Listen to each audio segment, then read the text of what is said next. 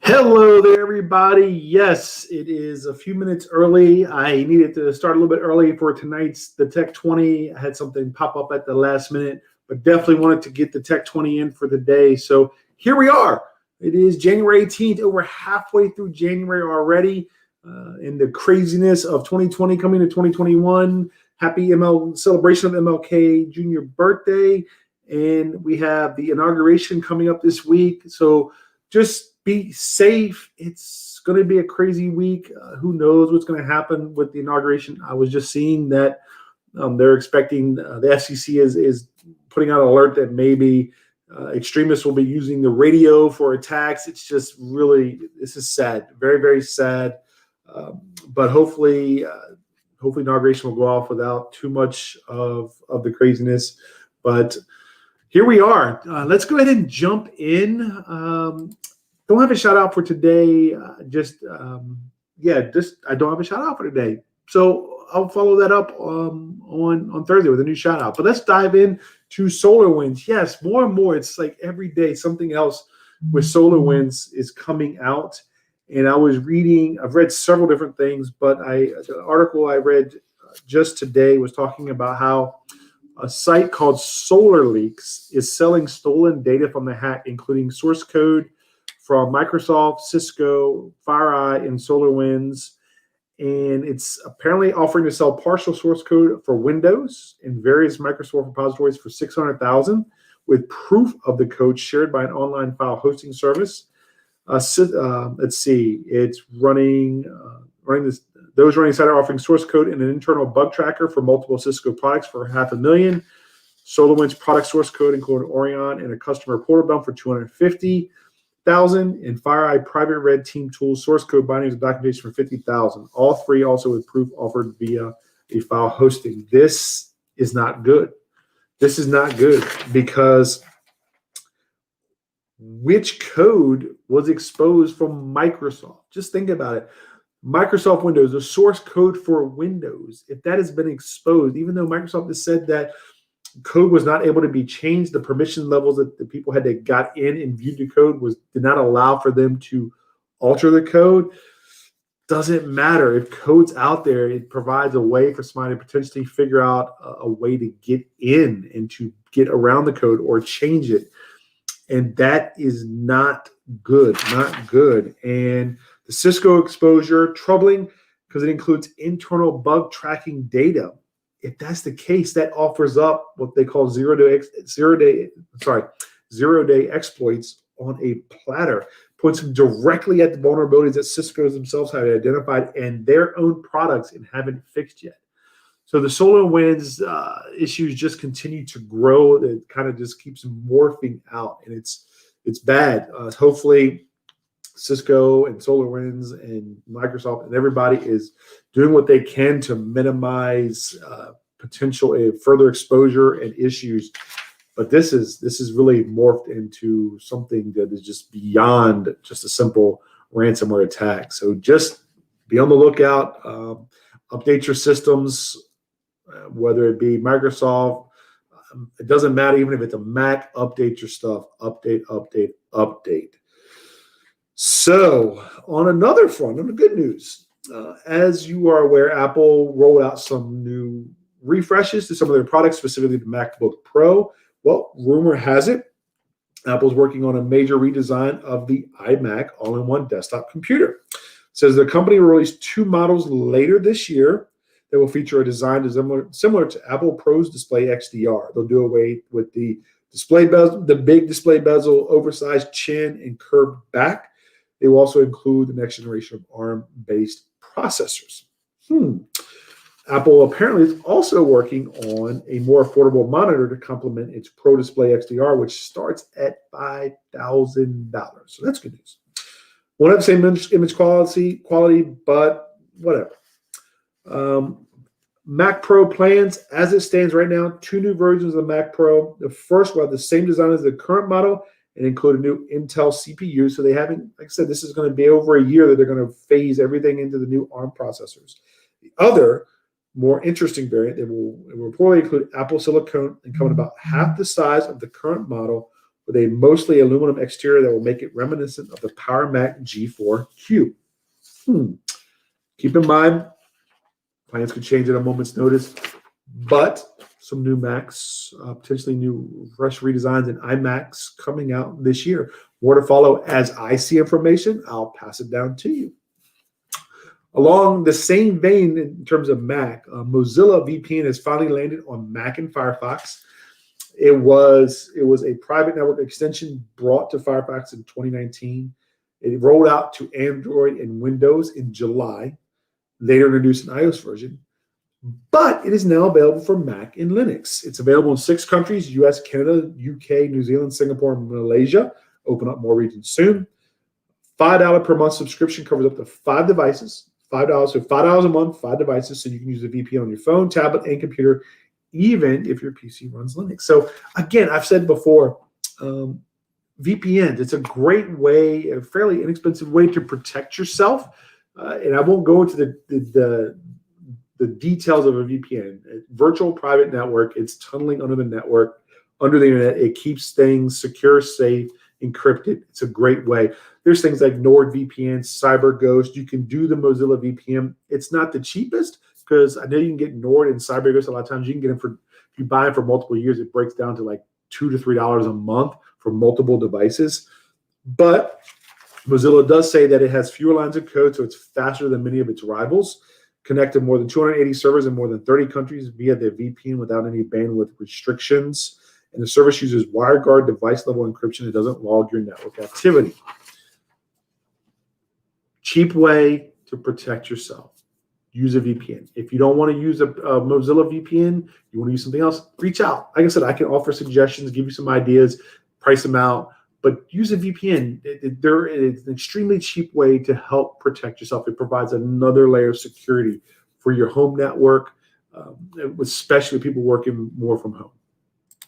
So we talked a lot about Consumer Electronics Show last week. And I want to just kind of come back around with something specific to health technology, because I think health has become front and center with the pandemic and just the different stresses that are on our life related to working from home, kids being at home, doing school from home. It's just a lot of different things going on that has carried over from 2020 into 2021. So wanted to just come back to some of this. Some of this is new, some of it's the same. I'm going to try to highlight them new. First off is the Opta BP smartphone app.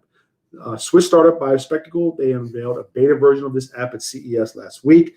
It's only for Android phones right now, only for Android phones.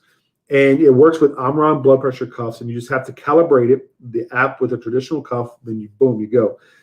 Take a reading, you touch the camera lens, and the flash lights up, measuring the blood flow in my fingertip. The app then uses algorithms to figure out my pulse and blood pressure, and about the same amount of time it takes me to complete 2 deep breaths. So you can now use your smartphone as a blood pressure monitor. I don't know how the accuracy. We'll see. We'll see, but it could be a great way to, on the fly, checking your blood pressure, especially if you're high risk or something that somebody that may want to just keep an eye on things that maybe they're suffering from high blood pressure. It's available on Android devices in UK, France, Germany, Spain, Switzerland, and anyone in the US can sign up for the public beta. So not in the US yet. We talked about germ killing. There was the UBTEX Adabot robot. It rolls around. Targus. Also, they had the antimicrobial backpack. They also debuted, Targus did, antimicrobial keyboards and UVC LED desktop disinfection light. Great ideas. One other cool thing that came out of this is the iSync Wave helmet. It's kind of cool. The idea is to bring clinical level diagnostic tools home. The idea is that we'll use brain mapping technology to detect early signs of Alzheimer's and provide LED light therapy for dementia, Parkinson's, PTSD, ADHD, depression, and other neurological issues. Using similar technology similar to electroencephalogram or EEG being currently used, but it's just a helmet. So kind of cool. Again, I don't know the accuracy on these, and I'd be curious to see what is the accuracy, like how well it does compared to the traditional EEG where they basically stick stuff on your head. But no word on when it'll be available, how much it's expected to cost. The other cool thing, a lamp that tells you or that calls for help if you fall. So Nobi, and I had to laugh because think about it, the old 80s life alert, I've fallen and I can't get up. Well, here we are coming into the 21st century and an update on that. Nobi is a modern pendant style ceiling lamp. It has smart sensors to detect trouble like falls or inactivity and can send out alerts to get help quickly. So how does it do that? It has motion sensors and infrared detection that work with AI to understand different positions like sitting up or laying down. If you take a tumble, the lamp will ask, have you fallen? If you say no, it goes back to being a lamp. If it hears a yes, help, or no response, it will launch into pre-programmed alerts. It can even send images and has a two-way microphone to talk with a caregiver. Kind of cool. Big Brother security, internet things. I talked about this. We'll see. Right now, it's only going to be available for professional installation in places like nursing homes. First, it will become available outright, but it looks like the starting price is going to be $2,500 and a $20 a month subscription. Kind of pricey, but yeah, no word when it's going to come to the U.S. It is rolling out to the European countries here soon. And then finally, a smart toothbrush. We all know Sonicare, Philips, smart brushes. Well, guess what? The Prestige 9900 comes with sensors to detect how hard you're brushing, the movements you make, all that. Yeah, great. But what it does now do, it will automatically adjust itself. If you're brushing too hard, which can irritate your gums, it will automatically adjust its own intensity. So kind of cool. Due to hit store shelves in April 2021, but no word yet on pricing. So again, some health tech, just again, some other things that beyond what we already talked about that I thought might be interesting and something to check out. The reality of it is $2,500 for a light. I kind of struggle with, but maybe good for somebody in nursing homes. Ring. So if you don't know what a Ring is, it's simply a Internet of Things, smart home, video camera, doorbell, yada, yada, yada. Well, Ring's Neighbors app found out that it had exposed users' home addresses and locations due to a security flaw. It exposed specific locations and home addresses. It affected users who posted on the Neighborhood Watch app, and they became aware of it. They fixed it right away. But the reality is that, and just sitting there, Amazon owns Ring. 2019 personal data for nearly 3,000 Ring camera owners was reportedly compromised, exposing information such as login, names and passwords. Ring introduced two-factor authentication. So this isn't the first time the Ring's had issues, but if you have a Ring device and you use the Neighbors apps, make sure whatever you need to do, make sure it's updated, because we don't want your stuff being out there or taking the chance of somebody getting into an unpatched system. Speaking of Amazon, big to do, 16 consumer rights groups in Europe and the US are taking action potentially against Amazon and Amazon Prime and what is reported as the relative difficulty on canceling an Amazon Prime subscription. Amazon Prime, the Prime subscription is a pretty big tool for Amazon's arsenal. It's a yearly recurring revenue. You get the fast free shipping. You get other perks, including movies, TV shows, music and games, shopping programs, and discounts. However, it is alleged per complaints that Amazon requires users to navigate through multiple menus, select from confusingly worded multiple choice options, and scroll past various distracting and or irrelevant interstitials in dead space in order to locate the button that actually ends their subscription. I don't know. I've never tried canceling my Prime subscription, but this is what alleged.